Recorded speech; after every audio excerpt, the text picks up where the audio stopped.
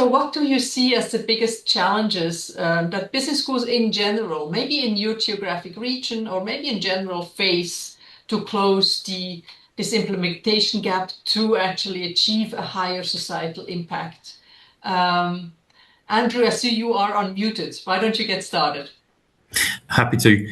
Thanks, Catherine. Hi, everybody. I can't speak for certainly for the world. I can't speak for the UK, but I think when we think of challenge at the moment, we think of student engagement, and for real impact, we need real engagement, and this is not just about tokenistic um, engagement through a survey. We I think, like everyone on this call, really want to sort of build that relationship, as you said earlier on, where you talked about, not being afraid of students. We also need students who are not afraid of engaging with academia, with different parts of the university, which might be services, it might be operations. They may not have the knowledge. So we also need some bravery on their side. We need to support that and support their agency, empower them to really co-design and co-create with us. Otherwise, we're not going to close the implementation gap, and that starts with student engagement. So that was really the fundamental challenge that we took on. Thank you so much for sharing. Interesting. So you've shifted from overall challenges to your challenges as well. Let's step back again to what you see as the larger, biggest challenges, maybe also your own. Carla, would you like to speak to your part of the world? Thank you very much. I thought I'd put it in context by just sort of starting with succinctly the purpose statement for the Monash Business School, because of course everything we do links back to that. So for Monash Business School, our purpose statement as articulated is through inclusive business education and research, we develop leaders and empower communities to solve global economic, environmental and social challenges. And so we see these measures as great ways of being able to attest how well we're doing against that particular purpose statement. So when I look at the PIR data, and we measured both students and staff this time around, and we're really pleased that we engaged in both surveys. When I look at that PIR data for the Monash Business School, I think it tells us that the message is quite clear. The challenge for us is not so much about what we need to change, but how, given we are such a large business school, how can we continue to deliver and to further deepen our existing good practices? But we really need to try to do that very much at scale. For us as students and our faculty, we're saying the same sort of three things, and these came out in your opening comments. They want real impact, they want real world learning, and they want to see sustainability evidenced across everything we do, education, research, and of course, operations. So I think we can be proud in the business school that we're delivering excellence, but I thought I'd provide some context. When I sort of say large, what do I mean by large? Monash University has about 98,000 students. The business school has around 25,000 students, around 765 full-time equivalent academics. So that's about 68% academics and about 32% professional staff. So we've got a lot to be able to cover. In terms of, therefore, sort of really succinctly, but sort of four key highlights, I think. One is around sustainability, where I think our business school is on the journey. But for us, the next step is really to take the data and to look to embed this even more systematically across our curriculum, our research, our operations. If I look at some of the voices coming through, there's also still a little bit of a classroom gap. That is, students really want a greater hands-on real-world learning experience. Faculty, as I said, big. They want even more opportunities to be able to tap into that partner network, to be able to bring that into the curriculum. So we've got to be able to deliver that, but at scale. We're delivering it, but we're not yet at the scale. I think we've got a heightened focus on sustainability, relevance, and impact. And I noticed some comments coming up in the chat just now. Rankings, journal publications, all really, really important in terms of global recognition, reputation, etc. But what's really evident from the voice coming through when I look at our data, and I've still got more work to look at our data, but that is that the stakeholders really value that systemic focus on sustainability in the curriculum, in the research, and in the operations, because that they then see that we deliver on real world impact. And the last one I'd like to comment on is how we operate. If we can take this data to the next level, we can therefore look to address structural and cultural challenges of large business schools, which really focus on us looking at additional ways to reduce complexity, enhance our coordination, and of course, importantly, out of all of this, to also actively recognise and share and build on the momentum. We've started this, but I think it's also that calling out and celebrations are just as important to keep that momentum going. Thank you, Carla. And taking your lead, let's dive directly into kind of what your school is doing with these challenges. Logan, why don't you continue in that same spirit as Carla has now shifted us into? Thank you, Catherine. Now, as Carla has said, for us, I mean, ESG is strongly aligned with our vision and mission, statement. So we up there out front, just like all business schools are. We want to do the right things. We want to be responsible in the way we handle resources, the way we do business, governance, and the usual things. And obviously, that's been also informed by developments on the African continent and some of the challenges we faced in South Africa, particularly with regards to ethical business practices, corruption, and those kinds of things. But however, having said that, what we needed to be careful about is to adopt an approach where we got this in the vision and mission and hope that it finds expression, right, in the things that we do and the things that we teach.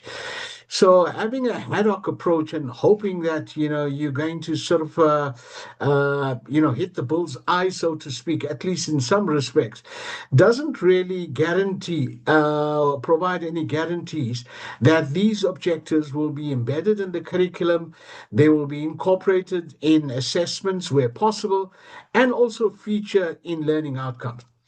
So for us, what we then decided to do was to ensure that our ESG commitment found expressions in our academic programs in particular, and also in some of the other activities and initiatives that we engaged in, in the school.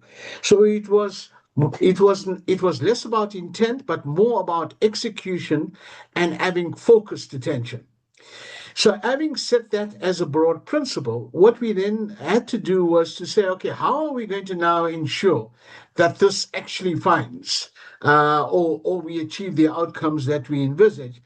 And what we then decided to do was, and in some respects, this has been guided by our accreditation drive that we are currently undergoing. We identified certain graduate competencies, right, that we expect our students to have when they leave us, from the school. And once we've done that, then it comes to the measurement issue, Catherine, that you were then saying. How then do we then ensure that real learning has in fact taken place and the impact that we are envisaging as in fact occurred? So then, having done that, what we then had to do, the challenge was to identify what we termed ESG metrics, and then identify the programs and modules or the activities where we're going to measure those.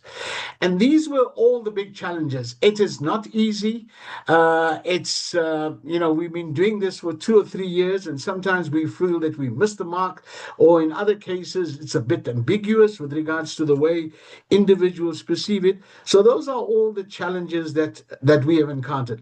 But I think, we are on the right track. But still, I think Carla did mention, we have to tweak, we have to change, and there's a lot of learning, that we need to do. Thank you. Thank you, Logan. Really insightful. Appreciate it. Anne-Laure, how has it been for you? What are the challenges for your school? Thank you, Catherine.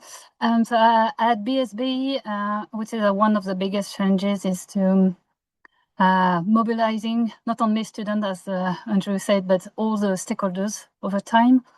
Currently, the major challenge is to reinvent how we capture intentions, how we sustain engagement in a much more fragmented environment. Let me explain. As all of the school, we work with a diverse ecosystem, students, staff, but also corporate partners and alumni, and of course students.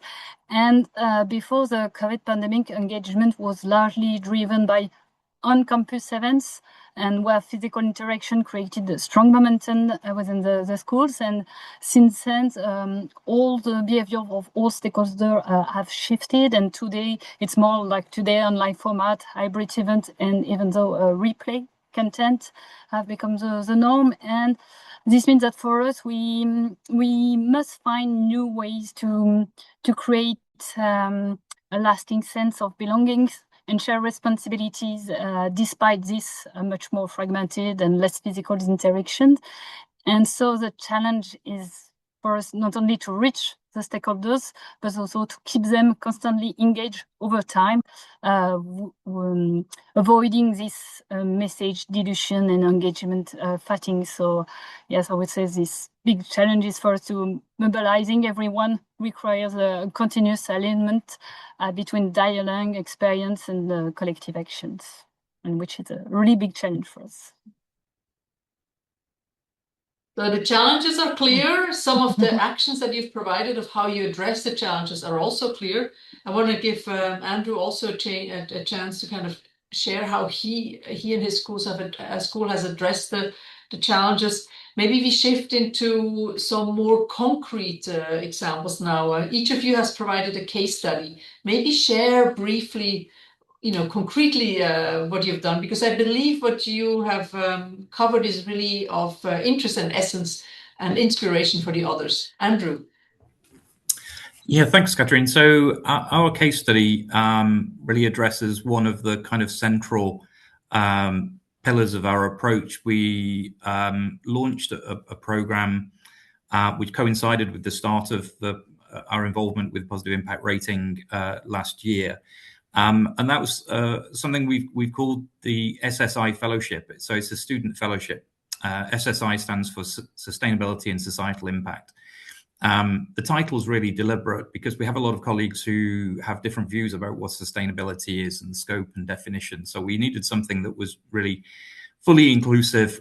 At the same time, we also, in terms of governance, produced a sustainability and societal impact statement for the business school. These are all available online, as is detail about our student fellowship. We wanted to create a fellowship which would start small, but really be based on the same principles as the Positive Impact Rating, which is kind of students organizing for students. So we are now about to start our third year, having learned lots of valuable lessons. We're looking to increase to 100 students next year, maybe even 250 students, 300 students next year, a mixture of undergraduates, postgraduate students, PhD students. Working on real world projects, rather than being given projects, actually being given the support needed for students to identify, to do their own research, to seek out the data, to challenge, to interview, to form for themselves the priorities as they see it. So we've ended up creating something which is a bit of a hybrid of a kind of a curricula-based real world challenge and a student society. As a student society, it probably wouldn't work by itself. As a specific curricula-based challenge, it might not be as inclusive as need be. So we have something that's halfway in between for all students to engage with. And what's been really interesting this year has been the range and scale of the impact projects that the students have created. From their own impact project ideas, focusing on clothing recycling and upcycling to sustainability movie nights, their own TED Talks, but also looking at and challenging the curriculum, challenging our research priorities, really getting into the nuts and bolts of the business school, its ambitions and its activities. And the students now self-organize our business school sustainability fair, which now takes place every year. And of course, also part of those projects sits the positive impact rating as well. And so we're kind of building another channel of dialogue between students and academic colleagues, particularly in areas of student experience and student pathway, providing additional input and additional guidance, not just every year when the survey comes out, but 365 days of the year or almost as well. So that gives us a large amount of exchange of insights throughout the year, and that gives us an ability to act throughout the year, not just at one point. And so this is something that is building as we go forward.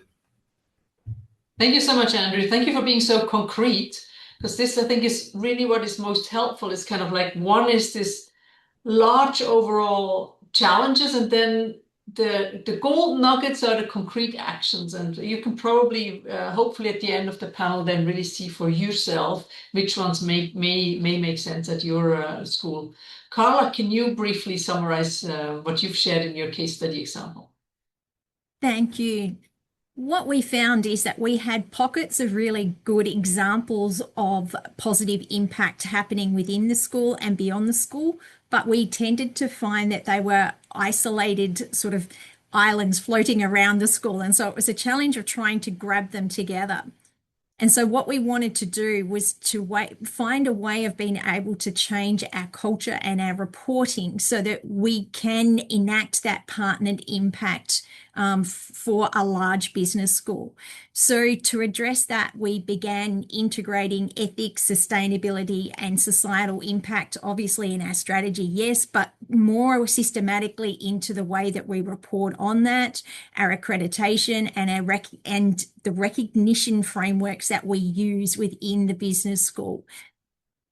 While that supported some degree of formalities and we sort of got some embedding happening, what we needed to do, though, was still to be able to create a broader shared culture of positive impact across the business school. So over the past about 3 years, what we focused on doing was trying to create a coordinated structure that we could bring together a culture within the business school. And really, we started firmly on that journey in early 2024.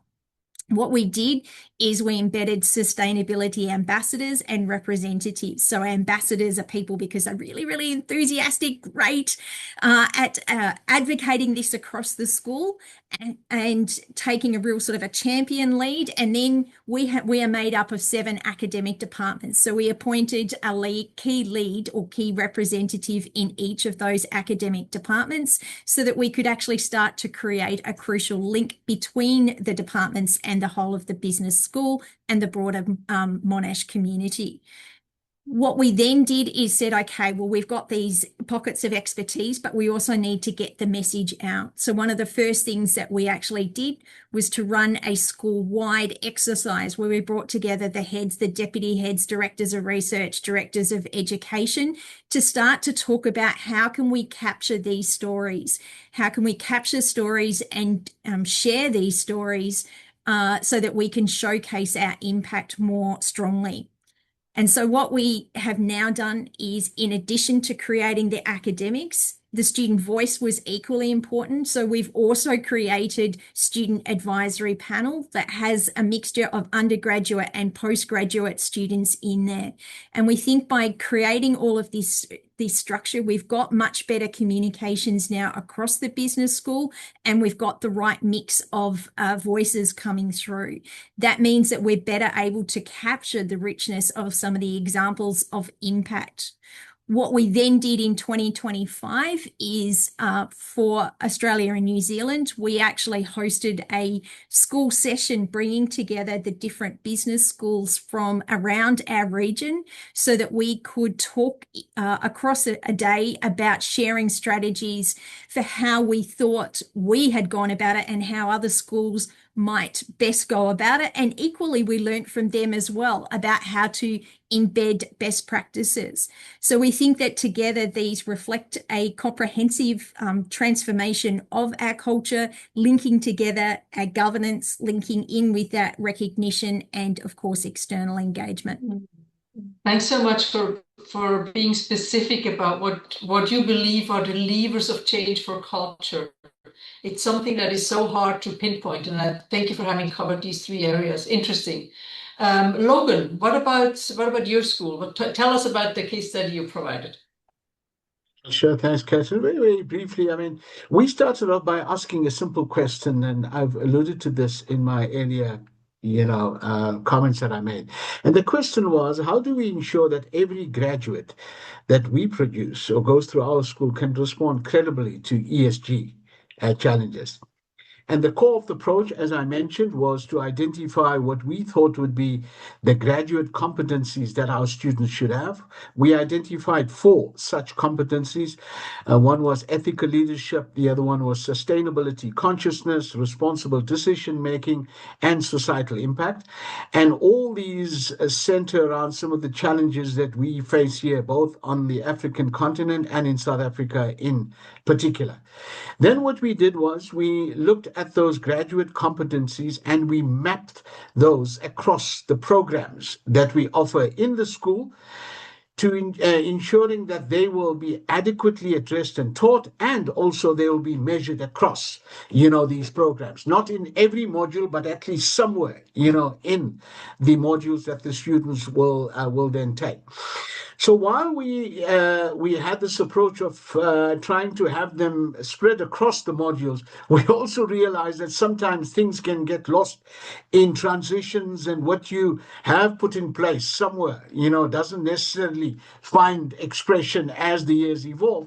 What we then decided that we will introduce a mandatory ESG foundational course that all our programs will have, and we will introduce them as we review our programs. Our programs are subject to frequent review there. So these will be foundational, they will be basic, and in addition to that, the different modules will then give the attention to them within their specific discipline that they teach. So the outcome now is that ESG is clearly defined in our graduate competencies. It's fully aligned within our program curricula, and it's mandatory and assessed. And the results are that close on 90% of students demonstrate some ability to manage sustainability trade-offs, and also about 91% of our students feel prepared, or at least they are more increasingly prepared to address societal challenges through their business engagement. We are a postgraduate school. All our students are currently working. So it's quite good to hear that students do find that they've been made aware of ESG challenges and how they can address them in the workplace.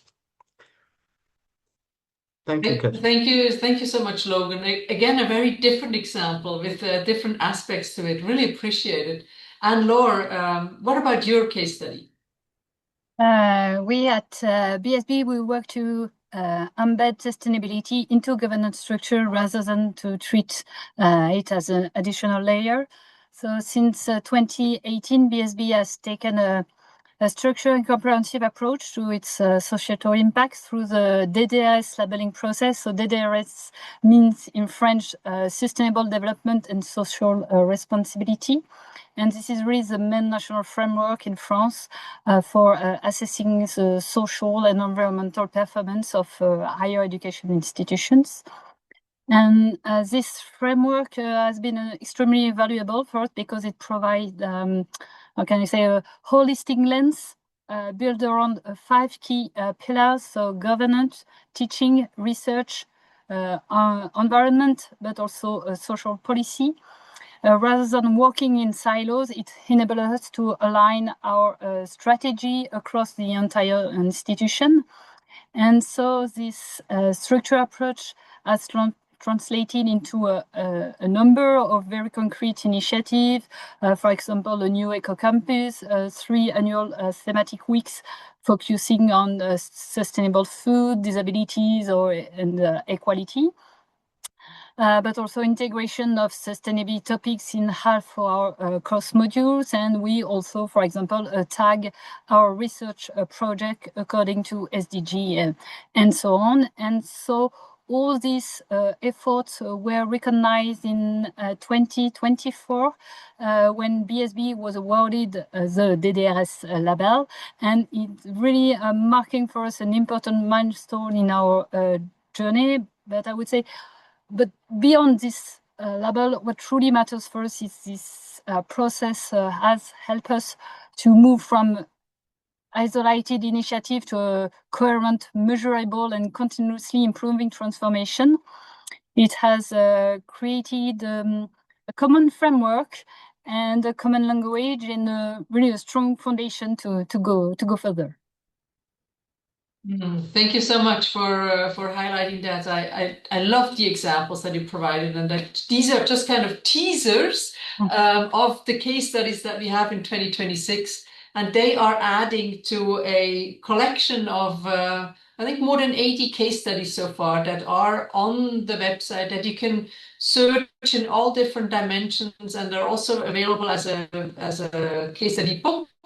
That will come out or that are now linked on the 2026 launch page. Maybe Beatrice, you can add the link here at the bottom so that everybody has it.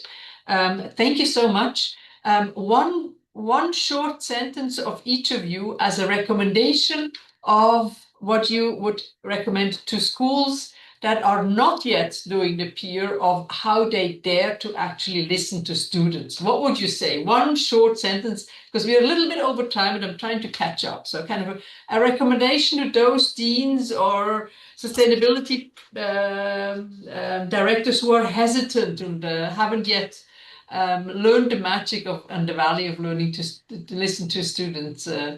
Andrew, you're already unmuted. Tell us. I'll try and condense it. I think try to engage it not as a one-off annual survey, but as an annual program, and try and put the students at the center of the program. Give them as much agency as possible, and let them innovate. Let them come up with solutions that faculty wouldn't come up with themselves. Carla, what would you say? I actually see the value not just in the student data though, but in the student and the faculty one. So I think that there is value actually in measuring both concurrently, and therefore looking at aligning the priorities between both voices that are actually coming forward. Then very quickly focus on delivering some quick wins to be able to get a bit more momentum so that people can see the changes that are coming through. So things like our ambassador roles. And then, of course, working on that bigger piece around the broader structural and cultural changes that are needed to be able to make that impact much more sustainable across a period. Thank you, Carla. What about you, Anne-Laure? Yeah, Oscar, I would say that to use the survey comparison between student and faculty as a change management tool, to use this divergence between students and faculty, for me, is not at all a weakness, but it's a lever, and it's will help us to better understand the issue, to understand why students perceive less impact on learning or engagement, and as Andrew suggested, to co-design solutions to making students much more active contributors rather than passive recipients of our programs. Thank you. Last and not least, Logan, what is your one sentence Yeah, I would recommendation? agree with Carla and Law. For us, the biggest advantage here is you could identify the gaps between student experience and faculty, intent. You can prioritize your interventions and then drive real change. That to me is the big advantage. Thank you. Thank you. Wonderful. Well, a big round of applause for our fabulous panel. Thank you for having been available for us for this short interactive session. Thanks for your insights.